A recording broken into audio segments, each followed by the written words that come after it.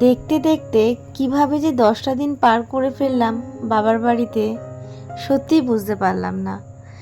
আজ এসেছি বাবার বাড়িতে, 10 দিন কেটে গেল। বাবার বাড়িতে আসলে যে কিভাবে সময় কেটে যায় সত্যি বুঝে ওঠা যায় না। হয়তো আমার মতন প্রত্যেকটা মেয়ের সাথেই এটা ঘটে। আর আজ সকালে কিন্তু ঘুম থেকে উঠেছি খুব তাড়াতাড়ি, 6:30টায় কিন্তু ঘুম থেকে উঠে গেছি। আর উঠেই আগে তাড়াতাড়ি করে ব্রাশটা করে নিচ্ছি। কোনো রকম কিন্তু লেথার্জি আনিনি শরীরে, একদম এনার্জেটিক নিয়ে আমি তাড়াতাড়ি করে ব্রাশ করছি। আর ব্রাশ করতে চলে এসেছি একদম ওপরের ছাদে। হেই গাইস, গুড মর্নিং সবাইকে। কেমন আছো সবাই? আশা করছি সবাই অনেক ভালো আছো, সুস্থ আছো। আর আমিও আগের থেকে একটু ভালো আছি। দীপশর্মী লাইফস্টাইলে সবাইকে স্বাগত জানিয়ে নতুন একটা সকালে নতুন একটা ভিডিও শুরু করলাম। কদিন বেশ সুন্দর রোদ্দুর উঠেছিল, তবে কাল রাত থেকে কিন্তু ভালোই বৃষ্টি হয়েছে। ছাদটা দেখে বুঝতেই পারছো যে কতটা পরিমাণে জল হয়ে গেছে। আর যেহেতু চলে যাব আর কয়েকটা ঘন্টা বলাটাও ভুল, ঠিক ওই গুনে গুনে 1 থেকে 1.5 ঘন্টার আছি বাবার বাড়িতে, তারপরেই চলে যাব শ্বশুর বাড়িতে। আর এই সময়টা না সত্যি আমার অনেকটা না মনটা খারাপ লাগে।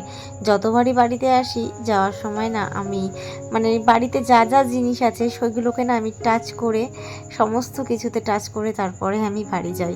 আমার যেন মনে হয় যে এই যে আমি এগুলোকে টাচ করে যাচ্ছি, যদি আর কখনো না আসতে পারি, যদি এটাই শেষ আশা হয়। সত্যি বলতে আমার মধ্যে এরকম ফিল হয়, জানো তো, জানি না কেন হয়। তাই জন্য যতবারই আমি বাড়ি থেকে যাই আমি এরকমই করি, ঠিক এই মনটাকে শান্তি দেওয়ার জন্য। আর দেখো, যেহেতু বৃষ্টিতে ভিজেছিল তাই জন্য বৃষ্টির জলগুলো একেই সবুজ পাতা, আর সেই পাতার ওপরে যে বৃষ্টির মানে প্রকৃতির যে জল পড়েছে সেটা একটুখানি চোখে লাগাচ্ছিলাম। যে শুনেছি নাকি প্রকৃতির জল এগুলো নাকি খুব ভালো, বিশেষ করে সবুজের। এ কারণে মনে হলো যে একটুখানি চোখে দিই, চোখটা যেহেতু ব্যথা ব্যথা হয় সে কারণে আর কি দিলাম। আর আজকে জানো তো ছাদে এসে দেখছি বেশ ভালোই ফুল ফুটেছে। মানে আজকে ছাদ ভর্তি করে প্রত্যেকটা গাছে অনেক ফুল ফুটেছে। তোমাদেরকে দেখাবো, একটু ওয়েট করো। আর আমি এখানে ঘুরে ঘুরে আর কি দাঁত ব্রাশ করছিলাম।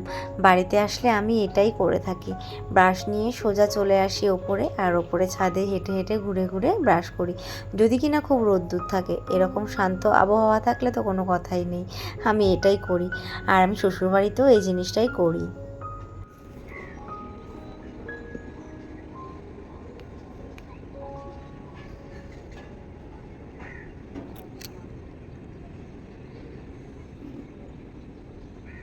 এই গেটের আর উঠতে হবে না, গেটে নাহলে 8টা করে 21 নম্বর। তাড়াতাড়ি করো, 7:30 বাজে। ট্রেনের টাইমটা দেখে নিলাম, আর সেই বুঝে আমরা তাহলে বাড়ি থেকে বেরোবো যাতে ট্রেনটা তাড়াতাড়ি ধরতে পারি। আর আমাদের ট্রেন রয়েছে হচ্ছে, তোমরা শুনলেই যে 8টা কততে গেদে লোকাল। আর আমরা ওটাই ধরার আর কি টেন্ডেন্সি নিয়েছি। আর অলরেডি এখন 7:30 বাজতেই যায়। তাই তোমাদের দাদাভাইকে বললাম তাড়াতাড়ি করো। আর এই দেখো, দেখেছো গাছে আজকে কত ফুল ফুটেছে। তোমাদেরকে বললাম একটু আগে যে আজকে গাছ ভরে ফুল ফুটেছে, তো সেটাই তোমাদেরকে দেখাচ্ছিলাম। যেহেতু সকাল, এখনও অতটা বেলা হয়নি, আস্তে আস্তে যতটা বেলা হবে ততটা আর কি ফুলগুলো বড় হবে। তোমরা তো জানোই যে রঙিন ফুল দিনের বেলা ফোটে, আর সাদা ফুল হচ্ছে মানে ভোরের দিকে ফোটে। তো সেটাই, এগুলো যেহেতু রঙিন ফুল সে কারণে এগুলো ফুটতে একটু বেলা হবে। আর এদিকে দেখো, ড্রাগন দেখাচ্ছিলাম, আমাদের বাড়িতে না গাছে একটা ড্রাগন হয়েছে। এই দেখো কত বড় ড্রাগনটা হয়েছে, দেখেছো?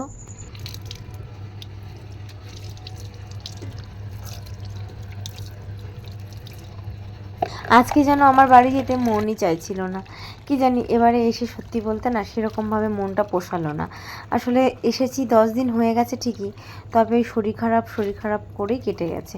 ঘরে শুয়ে শুয়ে এবারে আমার ঘোরাটা আর কি কেটে গেল। প্রত্যেকবারই বাড়িতে আসি যখন ভাবি কি অনেক জায়গায় যাব, কিন্তু আসলে আর সেটা হয় না। আর এবারও সেটাই হলো।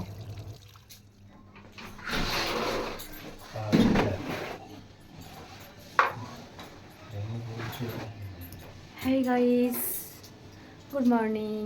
এই দেখো রেডি হয়ে নিয়েছি, রেডি হয়ে ওয়েট করছি। জানলার দিকে থাকিয়ে দেখে নিই আবার কবে আসবো, তারপর দেখবো, তাই জন্য দেখে নিলাম। আর এই যে এভাবে যাচ্ছি, যাওয়ার সময় তো এইভাবেই যাই, তোমরা দেখো যেতে একদমই আমার এবার ইচ্ছাই করছে না বাড়িতে, মনই চাইছে না যে বাড়ি যাই।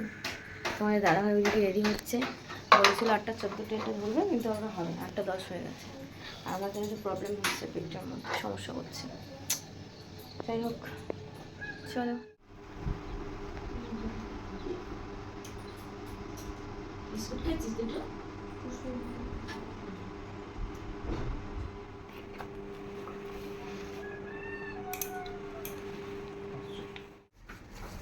জুতোটা নিচ্ছিস দীপনের? কিসের কথা? সব ওইটাতে দিয়েছি। এটা না ভালো লাগছে না, মটর সটর খেয়েছি। শরীরটা কষে যায়।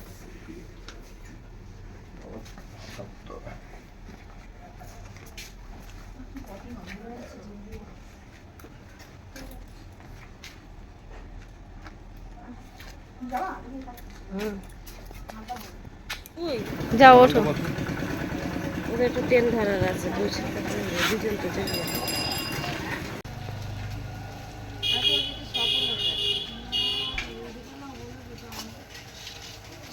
আরেকজন আছে, আমরা উঠে যাচ্ছি নাকি? বললাম যাই, ওটা তুলে নিচ্ছে নাকি? ওজনের গাড়ি? টাটা দাও।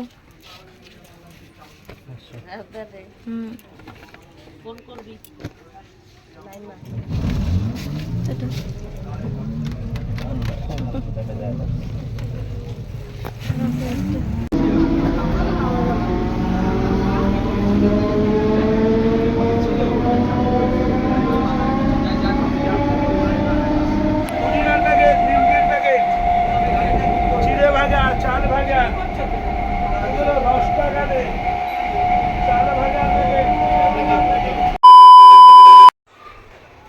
বন্ধুরা, এই যে ফাইনালি আমার ঘরে আসলাম। কি অবস্থা ঘরের, চিনতে পারছি না। দেখো, বাড়িতে না থাকলে ঘরের খিড়কি থাকে। দেখো ইস কি করেছে, জানলায় ঝুল ঠুল পড়ে শেষ অবস্থা।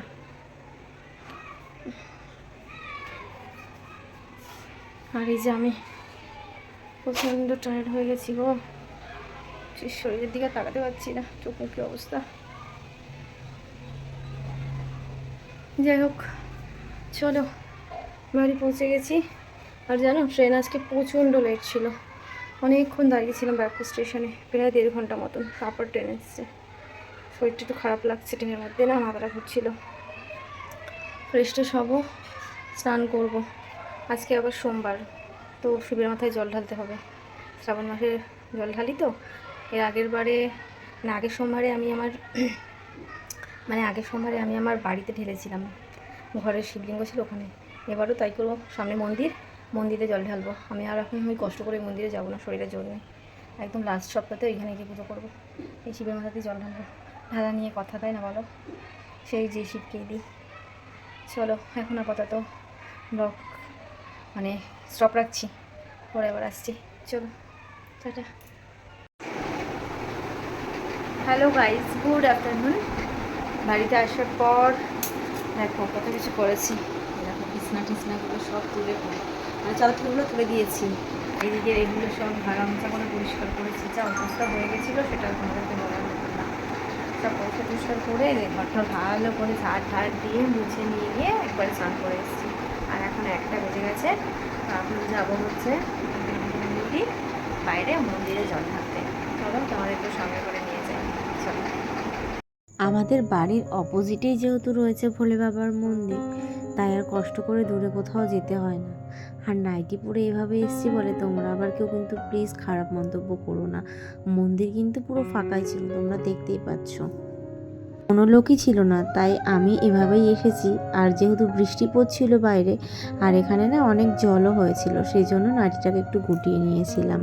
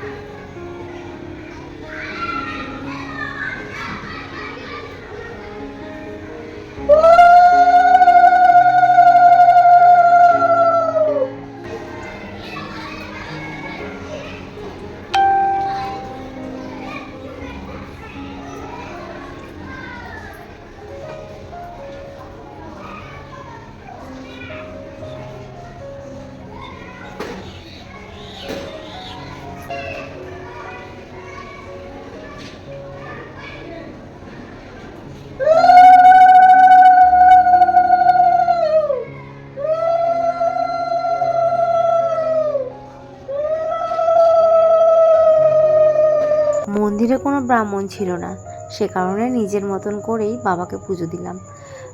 কথায় আছে না যে বিশ্বাসে মেলায় বস্তু তর্কে বহুদূর। তো মন থেকে যদি তুমি বিশ্বাস রেখে পুজো করো, তাতে তুমি যদি শুধু একটু জল বাতাসা দিয়ে পুজো দাও, তাতেই ভগবান কিন্তু সন্তুষ্ট। আর ভোলে বাবা তো একটা বেলপাতা আর গঙ্গা জলেই তুষ্ট। ভগবান কিন্তু কিছুই বলে যাননি, সমস্ত নিয়ম আমরা মানুষেরা নিজেরাই তৈরি করেছি। তারকেশ্বরে যখন সবাই যায়, ওখানে দেখেছো বাবাকে একটু গঙ্গার জল একটু বেলপাতা দিলেই কিন্তু বাবা খুশি, আর কিন্তু কিছুই লাগে না। তাহলে এখানে কেন আমরা এত কিছু দিই? সবটাই ওই মনের খুশির জন্য। আজ আর তোমাদের দাদা ভাই বাজারে যেতে পারেনি, আসলে সময় পায়নি, তাই সেরকম কিছু ব্যবস্থাও করতে পারেনি। তাই ওই গঙ্গা জল বেলপাতা আর বাতাসা দিয়েই বাবার পুজো দিলাম। আর তার সাথে তো রয়েছে মনের অফুরন্ত ভক্তি। আর কি চাই, তাই না বলো? তো বন্ধুরা, পুজো টুজো দিয়ে আসলাম, আর এসে ঘরে এসে দেখো বিছানার বেড কভার টাভার সব পেতে নিয়েছি সুন্দর করে। আর এখন একটুখানি শোবো, রেস্ট করবো মানে একটু ঘুমোবো। না ঘুমালে হবে না, শরীরটা ভালো লাগছে না, সকালে উঠেছি তো একটু ঘুমো দিই। তারপরে দেখি কি খাওয়া যায়, তোমাদের সাথে শেয়ার করবো। এখন আপাতত একটুখানি রেস্ট করি, চলো।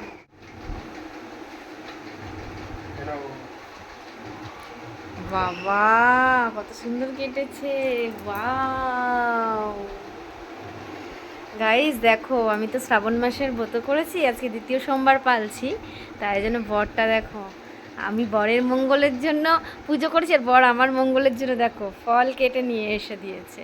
এটা অ্যাকচুয়ালি তাও নয়, তোমার তো শরীর খারাপ, তো তার জন্য একটুখানি ফল আনলাম, রেখে খাও। আমায় কেটে দিল, অ্যাকচুয়ালি আমি আবদার করেছিলাম, আবদার রেখেছি।